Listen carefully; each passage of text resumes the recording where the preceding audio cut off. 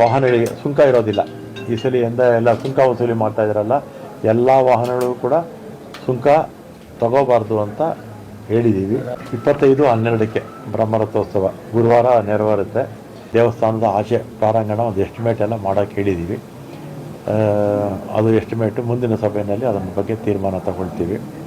ಒಟ್ಟು ಇವತ್ತು ತೀರ್ಮಾನ ತಗೊಂಡಿದ್ದು 29 ಕೋಟಿ ರೂಪಾಯಿ ವೆಚ್ಚದ ಕಾಮಗಾರಿಗಳಿಗೆ.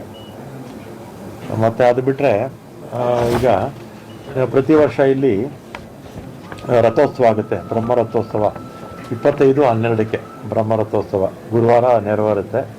ಮತ್ತು ಈ ವಿಶೇಷವಾಗಿ ಸಲ ಹೂವಿನ ಅಲಂಕಾರ ಮತ್ತು ದೀಪ ಅಲಂಕಾರ ವ್ಯವಸ್ಥೆ ಕಲ್ಪಿಸೋದಕ್ಕೆ ನಮ್ಮ ಉಸ್ತುವಾರಿ ಸಚಿವರು ಡೈರೆಕ್ಷನ್ಸ್ ಕೊಟ್ಟಿದ್ದಾರೆ.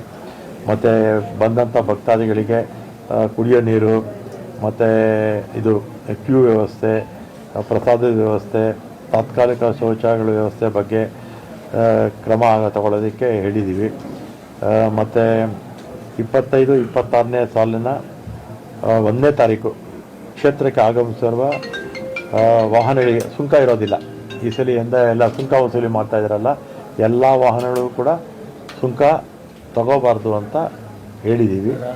ಆಮೇಲೆ ಇದು ನಮ್ಮ ಮುನಿಯಪ್ಪನವರು CEO ಹತ್ರ ಮಾತಾಡಿ ಒಂದು ಡೈರೆಕ್ಷನ್ಸು ಕೂಡ ಕೊಡ್ತಾರೆ, ಇದು ಸುಂಕ ವಸೂಲಿ ಬೇಡ ಅಂತ. ಮತ್ತು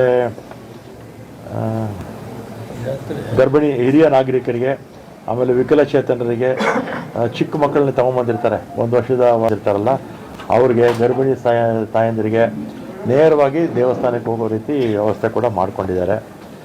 ಈ ವರ್ಷದ ಇದು ರಾಸುಗಳ ಜಾತ್ರೆ 10ರಿಂದ 18ನೇ ತಾರೀಕು ಲಾಸ್ಟ್.